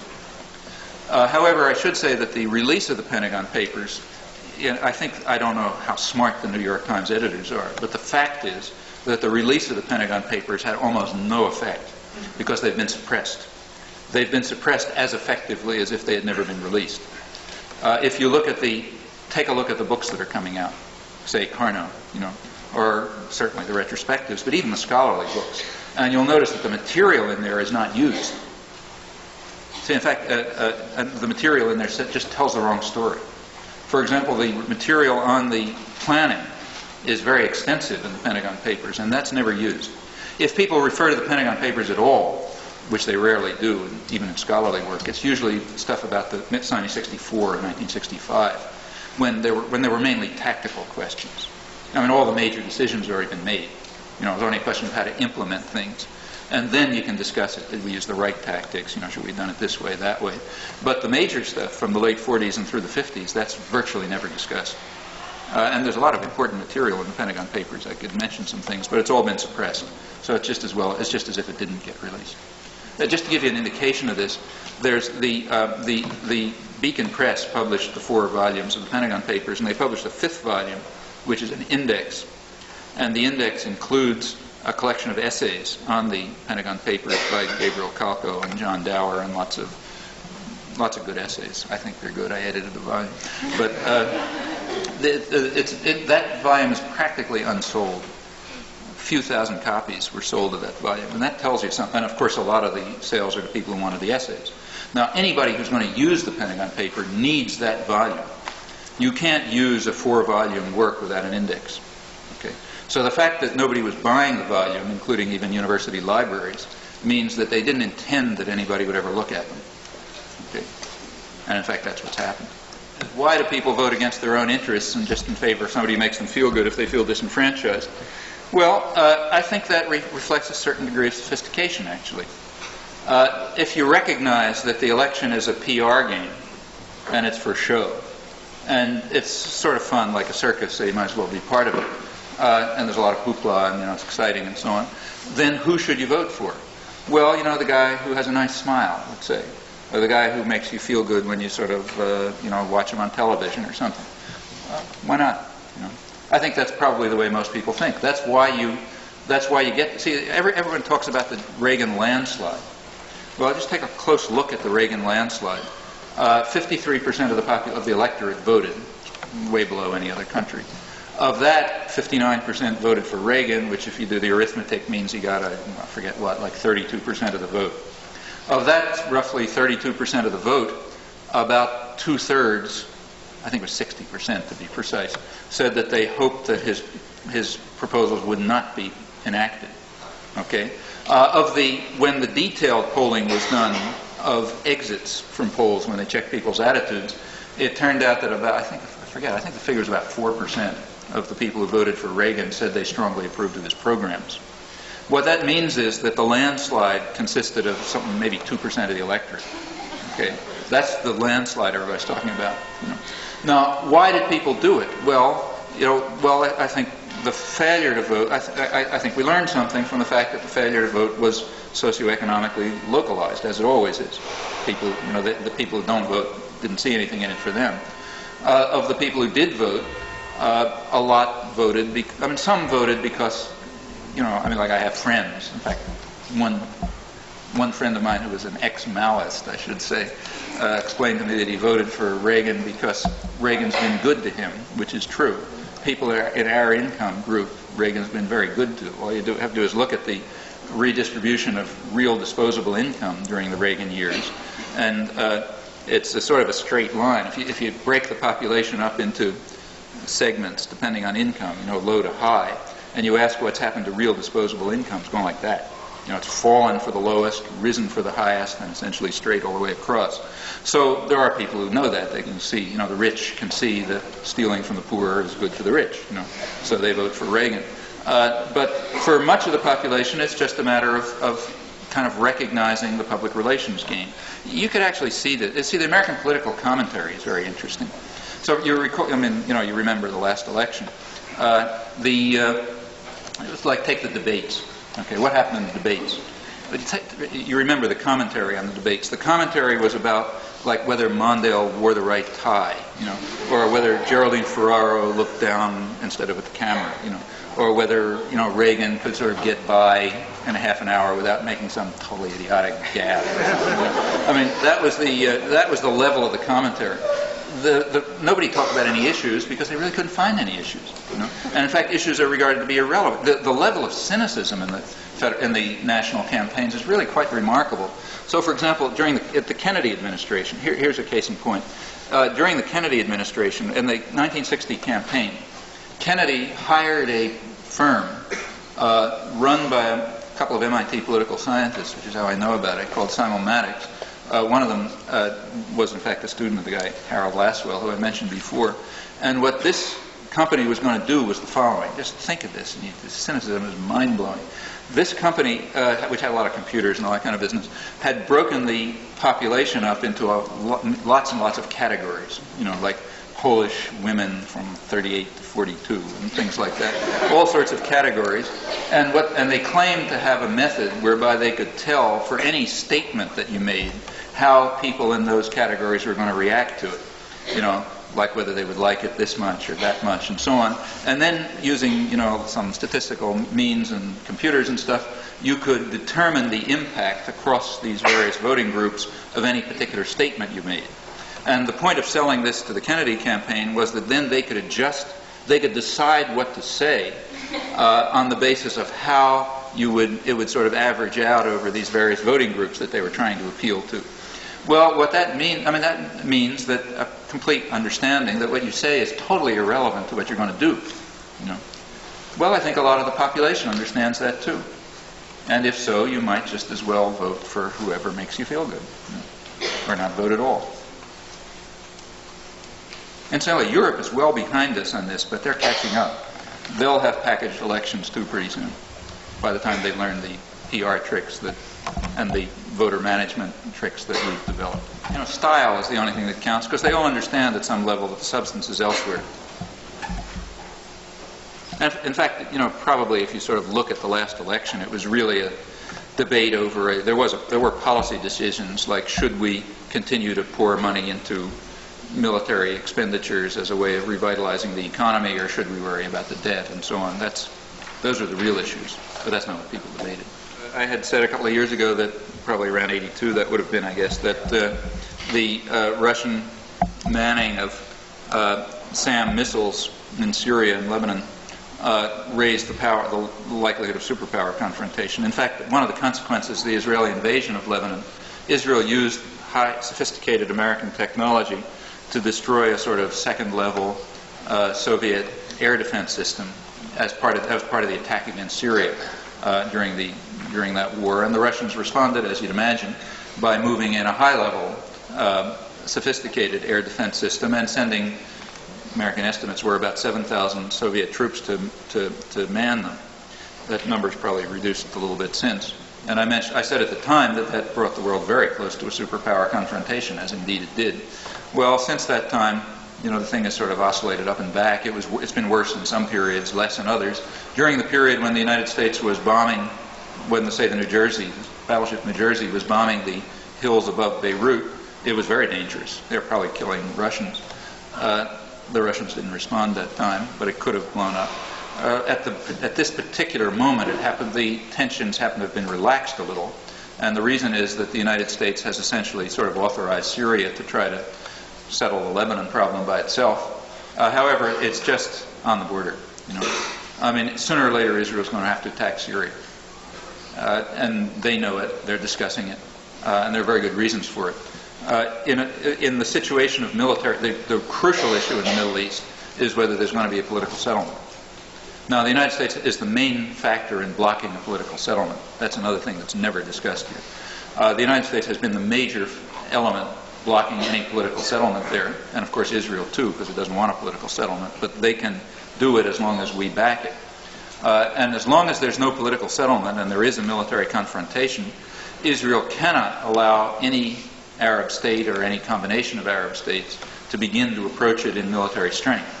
That's just on perfectly reasonable grounds, because if there is a confrontation, it could lose and it could get wiped out. So therefore, they're going to have to attack Syria pretty soon, and they're talking about it, and they're trying to figure out conditions and so on, and that could very well lead again to a superpower confrontation. That area is the area that's really likely to start the next World War. This, incidentally, is not just my opinion; it's the opinion of virtually every analyst. So, for example, there was a secret Air Force document leaked, in this case, whoever asked about these things, leaked to the press, but as far as I know, not published in the American press. It was published in the Canadian press, called Air Force 2000, which was planning, sort of estimating the likelihood of war up to the year 2000. And they said, like everybody, that the chance of a war breaking out in Europe is very slight. The chance of a war breaking out in the Third World is very high, superpower war. And they said the Middle East is the main area. The Middle East, what they said is this: as long as the Arab-Israeli conflict is not settled by political settlement, the chances for global peace are remote, and the chance of a nuclear war by the year 2000 are quite high. For people who are involved in the disarmament movement, I should say, this ought to be their primary concern. if they're reasonable. It's a lot more, I mean, bad enough to have Star Wars and MX and all that sort of business, but this is much more dangerous. Well, what's the American objective in blocking a political settlement? Well, this is a complicated business. It goes back to what the whole American geopolitical planning strategic planning has been for the Middle East. And the concept that has been developed over the years is that, as everywhere in the world, we have the same enemy in the Middle East we have everywhere else, namely the indigenous population. What's called over there radical Arab nationalism, where radical is a technical term. Radical nationalism means the nationalism of anybody who doesn't follow orders. It's opposed to what's called moderate nationalism, which is the nationalism of those who do follow orders. Again, this has nothing to do with political position or anything else. By the late 1950s, again on the basis of secret documents released, we know that the United States had recognized that to oppose radical Arab nationalism, it would probably be necessary to support Israel as a military force. That position got strengthened through the 60s, especially with Israel's military victory in '67. And Israel began to be understood as what's now called a strategic asset. In the context of the Nixon Doctrine around 1970, this was further reaffirmed. The Nixon Doctrine, you remember, was a recognition that the United States could not police the world by itself. We didn't have the power anymore, relatively, to do policing action everywhere. We needed surrogate states. And in the Middle East, the surrogate states were supposed to be Israel and Iran under the Shah. And American aid to Israel shot up at that point. By 1979, the Shah had fallen and Israel was left as the last surrogate state. American policy has been to try to turn Israel into a militarized state, highly militarized state, with lacking an independent economy, so that it's completely dependent on the United States for survival. It's important for it to be a pariah state, so therefore it can't get support from anyone else, and kind of a pressure that we can, like an attack dog, that we can use when we need it to guarantee rather narrowly conceived American interests in the Middle East, and also to use elsewhere. It's very convenient for a superpower that's trying to run the world by force. It's very convenient for it to have a militarily advanced, technologically advanced state dedicated to war with a trained population and nowhere else to look. No other means of survival other than dependence on us. You can use it all over the place. We've used it in Africa and Asia, but primarily in Latin America. So, for example, the massacres in Guatemala in the early part of the Reagan administration, which were enormous, thousands, if not tens of thousands of people were massacred. The Reagan administration was blocked from conducting them directly by congressional human rights legislation, so it was able to use Israel to do it. And that's valuable for a superpower. Incidentally, the people who support this position are called supporters of Israel. That's another nice Orwellian phrase. They're actually supporters of Israel's destruction, because that's what it's leading to. But that's another story. I think that's the sort of encapsulated the thinking behind it. And of course, that's inconsistent with a political settlement. A political settlement would just mean that Israel would be, something like the Switzerland of the Middle East. But that's no use. We want it to be the Prussia of the Middle East. And that requires a military conflict. So we've blocked any political settlements. A political settlement would mean that Israel would have to withdraw to something like the 67 borders. And then it would be, you could have a peaceful settlement in those terms, but not with a really powerful military state there that's in a state of conflict and therefore, requires military support and is available for military uses. The Soviet Union, since during the Second World War, the Soviet Union, we don't have their documents, but we can see pretty well what they were up to. The Soviet Union has been in favor of what is called détente. Détente is a sharing in world management on the part of the two superpowers, where each one, where they are, of course, the junior partner because they're weaker, but where each allows the other to run its own domain without too much interference. So we allow them to run their domain, and they allow us to run our domain, most of it. And that's essentially what they've been pressing since the late 40s, without too much change, incidentally. A little picking away at the periphery, but essentially that's Soviet policy. We occasionally agree to that, like during the years of détente in the early 70s, we for a period agreed to that, but then for various reasons, mainly having to do, I think, with the domestic economy and the need for intervention, we pulled away from it. It's not very pretty, but it's, you can understand it. Obviously, what you try to do is change the policies as much as you can through existing structures. And it's hard to predict the extent to which they'll be resistant to that, but I think they will be resistant to it. But quite independently of that, I think we ought to change the internal institutions of our own society anyway, because they're oppressive and in many ways intolerable and inhuman. So even if it turns out, contrary to what I believe, that you could make a serious change in foreign policy with our present institutions, we ought to be trying to change them anyhow.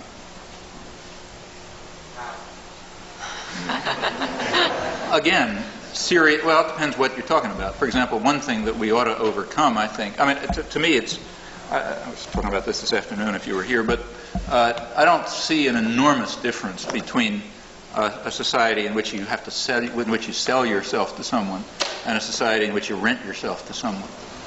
They seem to me approximately equally inhuman. Well, we agree now, though we didn't 100 years ago on the first, that slavery is wrong.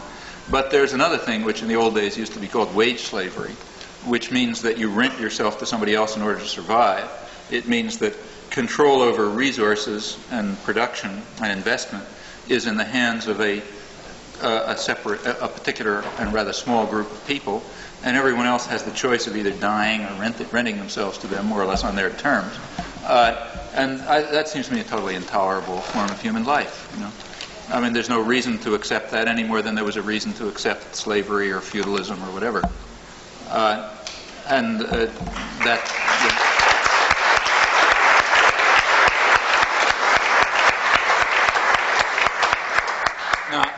how do you change that? Well, you try to change it through existing institutions. You probably fail, in which case you change the institutions, which are not graven in stone. History hasn't come to an end. I think when you read anything, including, what I write specifically, you got to remember that everybody's got an axe to grind, And history isn't physics, in physics, the world pretty much controls what you do and makes you honest. You can't lie in physics. You'll be caught very quickly. But history isn't like that. You can lie for a long time and nobody will ever catch you. The reason is that, the intellectual structure of the field is not such that you got the real constraints of the outside world. So you pick and choose. You pick and choose from a mass of stuff, and you pick what you think is important. And there's a lot of subjective judgment, and there's a lot of ideology, and that should be understood. What that means is that anything that you read, I try to be as upfront as I can be about where I stand. There's also something called objectivity, which is a total fraud, and what that means is accepting the ideology of the established system. That's called objectivity. But you should recognize where somebody's coming from and what they think is important and what their values are and what they're looking for and so on and so forth. And then you got to compensate for it. And there you just have to rely on your own intelligence and understanding. There's no answer. And that's no matter what you read. That having been said, there are 2 points that ought to be made. One point is that the mainstream indoctrination system happens to contain a lot of information. It does for 2 reasons. For one thing, because there are people who have to know the facts, like business. Business has to know the facts. They got a lot at stake. And so when you read the Wall Street Journal news reports, not the commentary, when you read the news reports, they're probably pretty accurate. And the same is often true in the New York Times news reports. Now you've got to know how to read them. So you have to read defense of South Vietnam as attack against South Vietnam, and things like that. But once you understand how to read them, then you can get a lot of information out of them. And of course, you've got to read carefully. Like you have to compare today's lies against yesterday's lies. Or for example, you read government denials. When you read government denials, you're often learning what in fact happened. Quite typically, they will not refer to an event, but they'll refer to the government denial of it, and then you check back, and you find it happened, and so on. So there's all sorts of techniques for penetrating the major media. On top of that, you're of course better off if you read widely. So if you can say read, for example, the Manchester Guardian, even the weekly edition, you will learn things about, say, Central America that you won't read in the American press. It's like the British press. It's not because Britain is such a wonderful country. It's just that they don't happen to be the guys who are committing the crimes in Central America, so therefore they can write about them more openly. If you read journals like, say, The Nation, especially people like Alex Coburn, you'll learn an awful lot that'll never be in the American press, or even if it's there, nobody's going to understand it. But he does, and or in these times, in such journals, we'll have things that either won't have, like for example, terror in El Salvador has been described in these times and in the Guardian, but not in the mainstream press. That's always been true. At the time of the Tonkin Gulf incident, for instance, when which was a real turning point in the war, total fraud. The government claimed that American ships had been attacked, and that was the start of the big attack in Vietnam.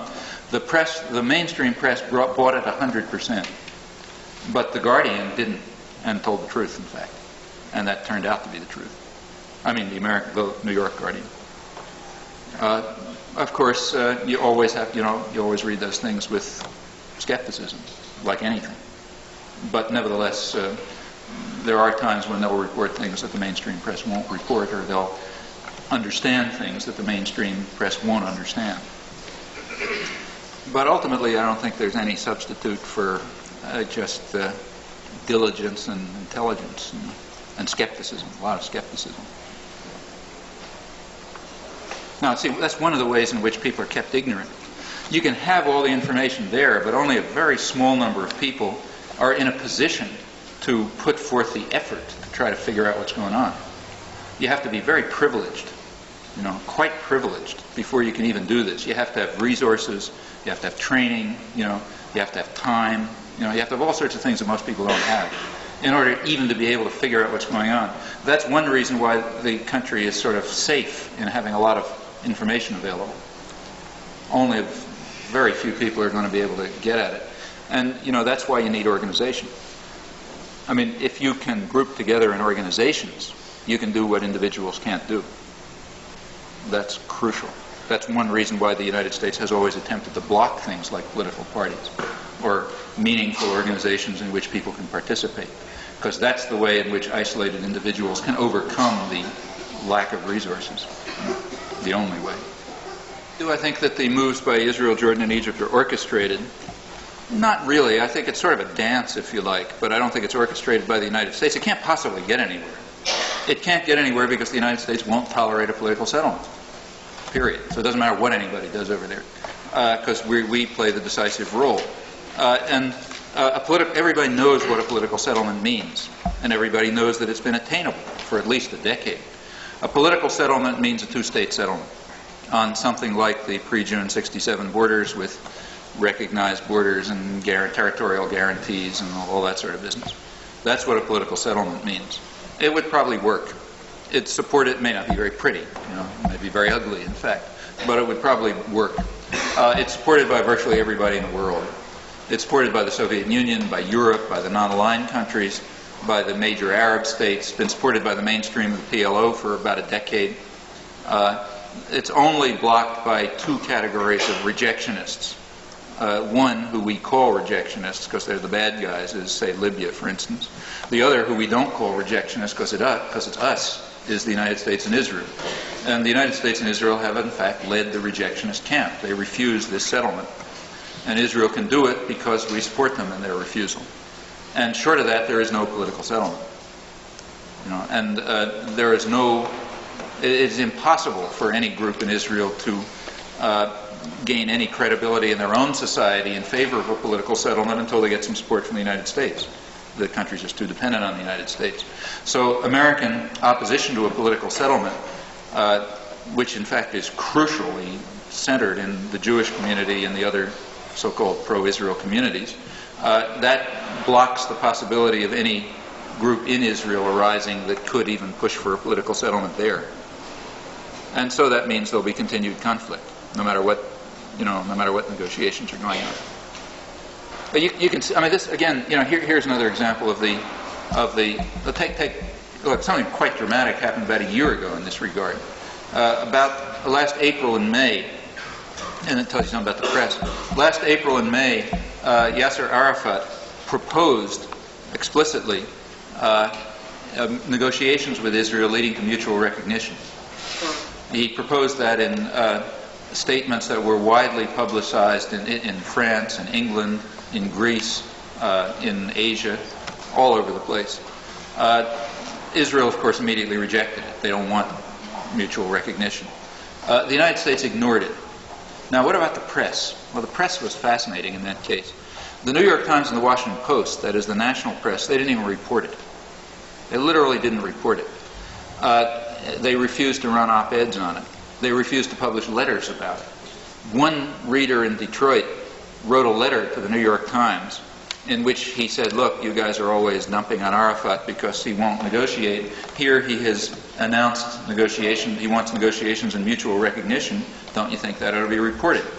He actually got a letter back from the foreign editor of the Times, which is very rare. You never get a letter back when you write to a journal, particularly from the foreign editor. And I have the letter. In fact, I'm publishing it. The letter is amazing. It says, we are familiar with the statements by Yasser Arafat that you pointed out to our attention. However, they do not represent a significant change in his position, which incidentally is true, although you wouldn't know that from reading the New York Times. And then it goes on to say, if Arafat ever calls for negotiations and mutual recognition, you'll read it on the front page of the New York Times. Well, that's verbatim what he had called for. Okay.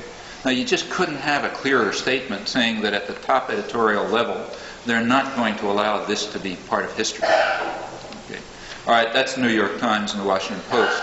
The sort of local quality press, like, say, the Boston Globe or the Philadelphia Inquirer or the LA Times, they reported it.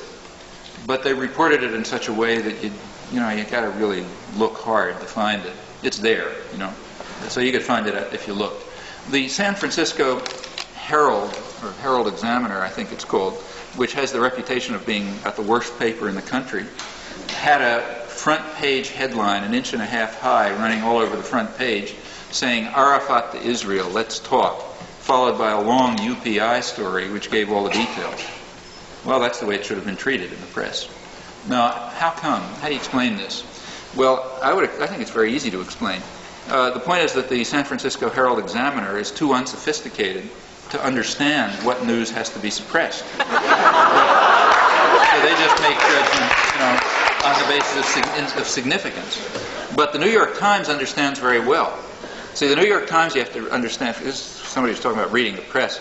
You see, that when you read the New York Times, you have to recognize the tremendous burden, the awesome burden that the editors bear. Namely, they are creating history. History is what appears in the New York Times archives. Nobody's ever going to look at the San Francisco Herald Examiner archives, right? But they are going to look at the New York Times archives. If you're a scholar, what you do is you go to the New York Times archives. So it's extremely important to make sure that the right things are there and not the wrong things, because that's history, and history is important, So, again, like I say, it's kind of an awesome burden. You've got to respect those guys. And you can see, if you read the press carefully, that there's a difference in the way the Times treats crucial issues and the way other less sensitive papers do, because they have to make sure that history reads the right way. So, and this just wasn't allowed in history. Obviously, that can't be allowed in history, so it's out. And you'll never find it in a book, for instance. We're going to run out of oil. You can worry about the timing. There have been no big surprises about this, I should say, for about 30 years. By the late 1940s, the oil companies were the only people who had the information, apparently knew pretty much where the oil was and how it was going to last and so on. And it's kind of interesting to see what they did about it. One of the things that's very important to realize when you're studying foreign policy planning or even business planning is that it's all done in the short term. People very rarely make long-term decisions. That's incidentally inherent in capitalism.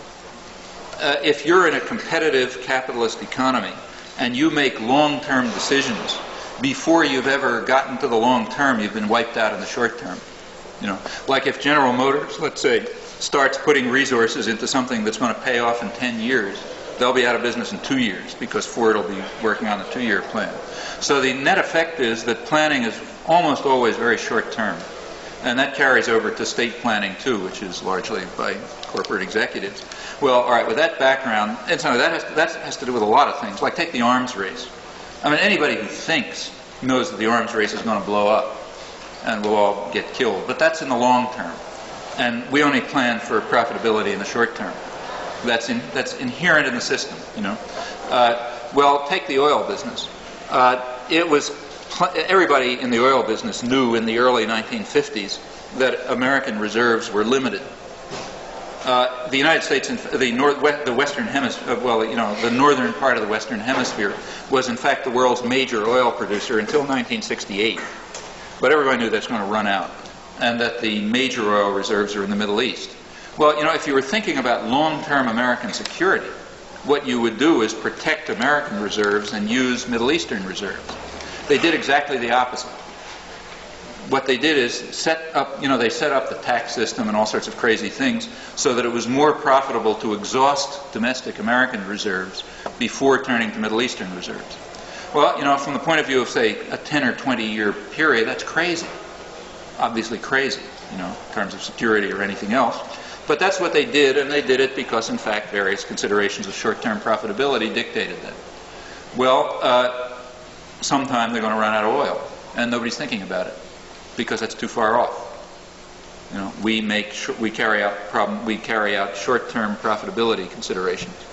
There's very little conservation going. I mean, there's some. You know, insofar as the economic system forces it, there's conservation, but not rational planning for conservation.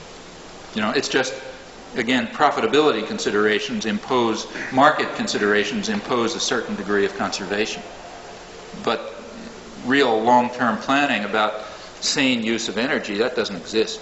And in fact, you know, if they were even moderately serious about this, we'd recognize that, you know, while conservation may be okay for the industrial countries, it doesn't mean anything for the industrializing countries.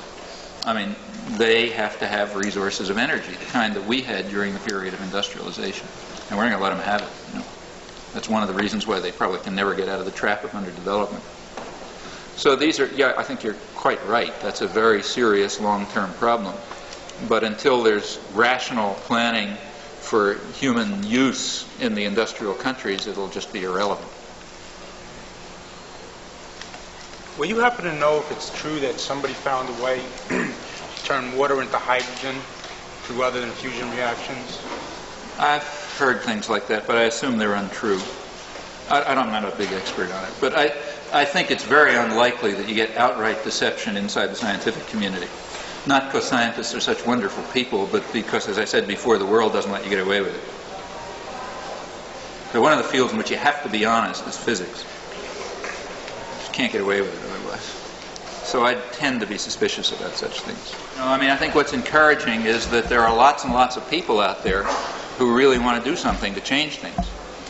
And, you know, what could be more encouraging than that? You know? Are there enough to bring about change? Well, you know, that's not the kind of thing you speculate about. That's the kind of thing you try to do something about. I don't know. Let's see. You know, let's try to make there be more people. I mean, look, if you think about it over a longer period, the change is very striking. For example, when the peace movement began in the 60s, somebody mentioned before, reminded me today that I was very pessimistic then. And in fact, I was. I used to spend my evenings going to talk in the homes of people who would bring together 2 or 3 neighbors, because that's the biggest group you could get, you know. Or we'd set up meetings in churches where we'd bring together like 6 topics, you know, Vietnam, Venezuela, Iran, you know, et cetera, hoping that out of that collection of topics we could get enough people so that the people there would outnumber the organizers, you know. That was going on as late as 1965, I should say. And then blew up, you know. Now the thing is totally different. You know, now everywhere you go there's lots and lots of people. The level of sophistication and understanding is way beyond what it was in the 60s. And also I think the level of commitment. Like, look, take the civil disobedience in last week on the Pledge of Resistance. There were in Boston, it's very hard to get information around the country because one of the lessons the press learned in the late 60s was not to report demonstrations, since that has a stimulative effect. If you think you're alone, you may not do things. If you know everybody's doing it everywhere else, you'll do it too. So that stuff is never reported anymore. But in Boston, but you know, locally you can see what happens, so it doesn't matter. In Boston, about, I think, probably 600 people or so were arrested in a sit-in in the federal building over the embargo And I think that that's the largest civil disobedience action ever that I remember in Boston. Well, that was over an embargo, after all. It wasn't over B-52 bombing. Now, that's pretty impressive, It means that there's a tremendous difference between... It was in fact, the thing never got to that point during the 60s. And, that means that there's been a big change. So are there enough people? Well, there are a lot more than there were. And I think there will be a lot more yet to come if people work on it. Obviously, nothing wrong with being emotional. You'd be dead if you can't look at things that are happening and not react to them emotionally.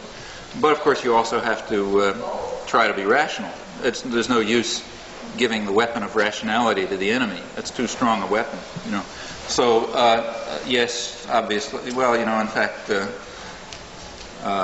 Hume once said that reason should be the slave of the passions, meaning you start with your emotional commitments, but then you act rationally to try, within those commitments. That's sort of right, I think. As far as the, various societies of the world are concerned, I suppose the United States and maybe sectors of Khomeini's Iran are the craziest societies that exist.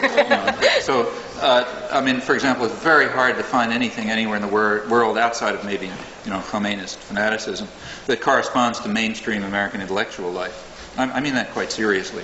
A place where a president can get up and say that the destruction is mutual, so we owe Vietnam no debt.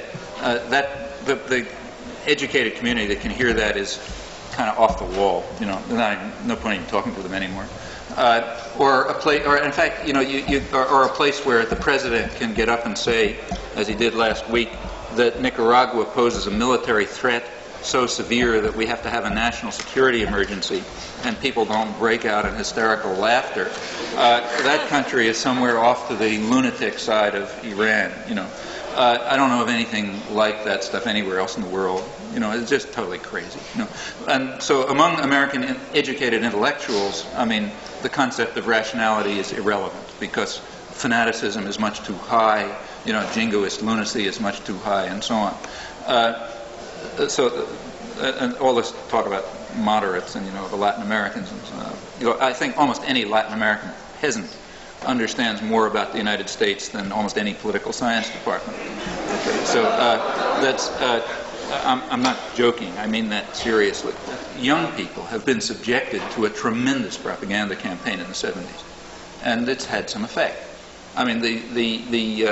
What was considered most frightening in the 60s was the fact that young people acted on honest impulses, and that's scary. So one thing that was done in the 70s was to concoct this narcissism story. One of the big PR jobs in the 1970s was to try to convince everybody that you're narcissistic. You don't care about anybody else. Of course, every individual knew it wasn't true of that person, but each person knows it's not true of myself. But what you're told is the whole culture is narcissistic. You're only supposed to be interested in yourself, and so on and so forth. Therefore, everyone feels, well, I must be weird, so I better play that game too. And the net effect is, that it does become a cultural pattern. But I don't think it's really deep-seated in any sense. Do you see mass demonstrations or civil disobedience having any effect aside from teaching the government to do things more deviously, more secretly? Well, after all, that's a big effect. As far as the departure, the administration is much tougher and meaner, and that's not because it's because the objective situation has changed. 20 years ago, the United States, for example, the United States still really dominated the world, but that's not true. Well, now you can't have the great societies at home anymore, so you just have the grand designs abroad, and that means you have to be tougher at home. That's what's called neoliberalism or neoconservatism, and that's a reflection of objective circumstances. Reagan is pretty much Kennedy adapted to current objective circumstances. Hence I think that people who are undertaking civil disobedience, and I think you should recognize that it's a serious undertaking.